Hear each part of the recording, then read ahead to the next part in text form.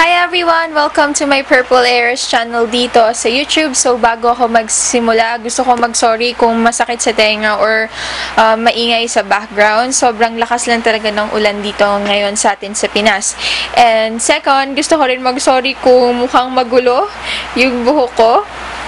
Sorry kasi katatapos ko lang maligo tapos naisipan ko meron akong gustong i-share sa inyong lahat. So, ito yung paano ako maligo na video. So, hindi to yung literal na kung paano talaga ako maligo, ipapakita ko sa inyo. No, gusto ko lang sa inyo i-share yung mga products na ginagamit ko pag naliligo ako and also para saan sila, kung effective ba sila. So, yun. So, okay, so let's start. So, nandito yung mga products na ginagamit ko and nandyan sila sa likod. So, disclaimer, ganito ako maligo pag wala akong pasok sa school at wala akong pasok sa work or sa office ko. Sa office na pinagtatrabuhuhan ko. So, hindi ito yung araw-araw kong ginagawa kasi medyo matagal siya. Pag naliligo ako, papunta ako sa work or sa school, minimum ko na oras is 30 minutes. Promise, kailangan ko talaga ng 30 minutes or else feeling ko madumi pa rin ako or feeling ko hindi ako ganun kalinis.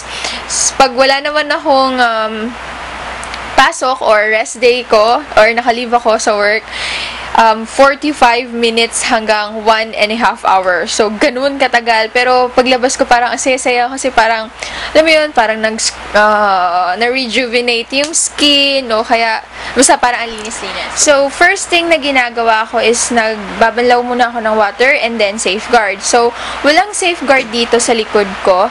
Kasi feeling ko alam nyo naman lahat ko na itsura ng safeguard, di ba? So, favorite kong safeguard is yung color white lang. So, yan, pagkatapos ko magbanlaw, mag-shampoo na ako ng buhok. Pero bago ko ipakita sa inyo yung shampoo, disclaimer lang, hindi ko rin alam kung ba't ganito yung buhok ko. Pero hindi ako nagsisettle lang sa isang brand ng shampoo.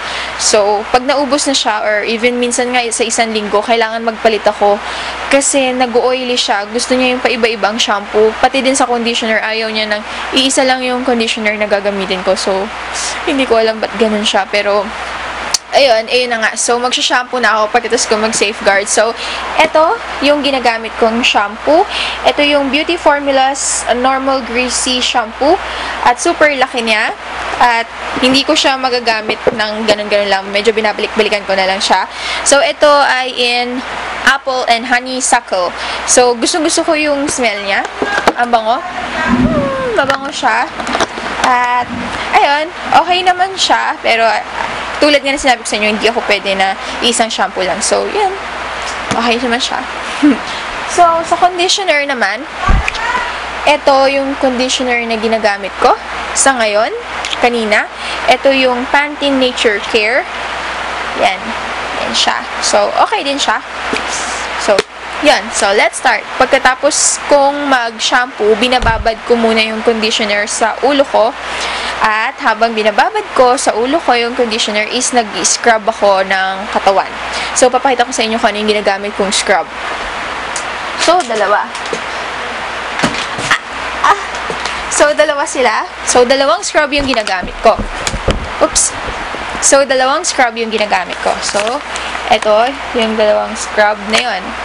So, una kong ginagamit, hindi sabay mamimili lang ako kung ano yung gagamitin ko sa araw na yun. Is ito. Ito yung Avon. Hindi ko alam kung ganun yung pagkabigkas. Avone or Avon or whatsoever. Avon. Avon na lang. Avon Spa and Milk Salt. So, ayan.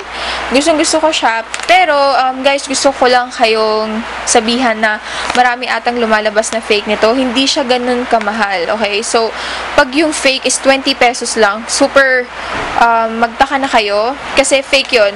Ito, mga nasa 60 or 70. Kaya, pwede na, diba? Kaya, beware of imitation. Yun din dito sa likod. So, hindi ko alam yung exact price nito. Pero, nasa 70, ganun lang. So, ito, milk salt siya. Para siya sa scar, sa mga bikini lines, sa kilikili nyo, pag medyo maitim yung kilikili, pati din sa singit, or sa tuhod, as in sa lahat. Pero, wag lang sa muka. Kasi, tinry ko siya sa muka. Ang half day, hindi ko alam na hindi pala siya pwede sa muka. So, ayun. Yan. So, next na ginagamit ko is this one. Ito yung Asian Secrets Lulur Indonesian Whitening Body Scrub. So, ito yung kino-commercial ni Stolen Yusaf. So, nagamit ko na yung green. Okay naman siya. Itong purple, hindi ko pa siya nabubuksan. Pero, ganito yung itsura niya. Buksan natin.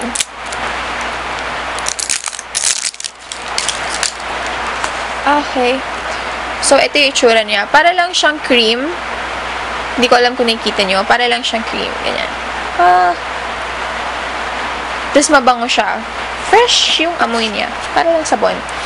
Okay. So, ito nga pala, yung spa milk salt or yung Ebon. Para siyang asin. Ayan yung itsura niya. Siguro yung iba sa inyo nakagamit na nito. Hala, paano ko tayo babalik? So, ayun na nga. Ganito yung itsura niya. Kita nyo ba? So, minsan pag aksidenteng nakakain siya, ang alat. Super alat.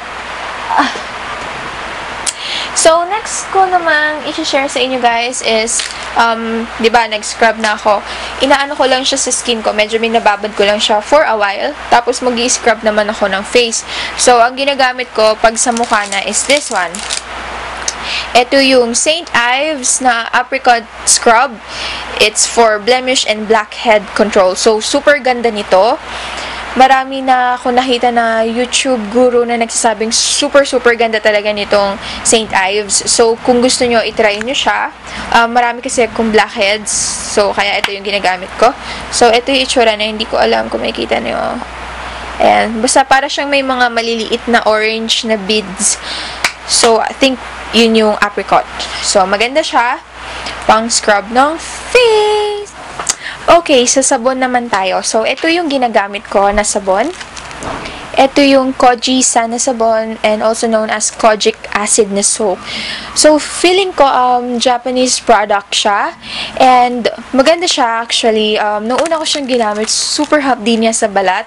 Tapos akala ko hindi siya okay. And sayang naman kung hindi ko gagamitin. So, ginamit ko lang siya ng ginamit. And yun, ang ganda niya. And skin whitening din siya or skin lightening soap. So, kung gusto niyo magpaputi or meron kayong mga areas na gusto niyo paputiin like kilikili or siko, tuhod. So, sa akin, effective to.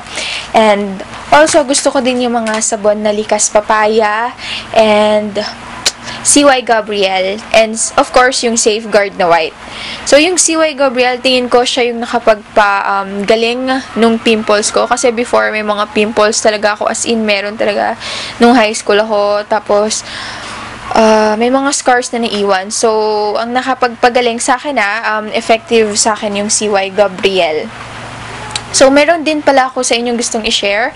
So, ito yung Defensil. Hindi ko alam kung kita nyo. Defensil, ito yung anti-pimple soap. So, bago ako magkaroon, ginagamit ko na to. And also, pag may pimple na tumubos, ginagamit ko na siya kaagad. Tapos, mas mabilis matuyo yung tigyawat or yung pimples or pimple. So, ayan. So, maliit lang siya. Ganito yung itsura niya. Color yellow. So, kung gusto nyo i-try, again, Defensil. Oh, Defensil. So, hindi ko alam kung dapat ko pang i-share sa inyo itong last product na ginagamit ko. Kaya lang baka may mga mag-comment sa ibaba na tanong yan, Aisha or ate, hindi ka ba gumagamit ng feminine wash? So, I do. Gumagamit ako. So, ito yung ginagamit ko as of the moment. Yung Fresh Blossoms na pH Care. So, gusto ko siya kasi color purple siya. Pero, mas prefer ko yung color blue-green or yung cool wind kasi malamig siya sa, alam niyo na, and fresh siya, lalo na pag meron tayo, you know, mas gusto kong gamitin yung cool wind. So, so, yun lang guys. Thank you all so much for watching my videos. And sana meron akong na-share sa inyo na ideas, and hope to see you on my next video. Always take care, lalo na ngayong tag-ulan. So, bye!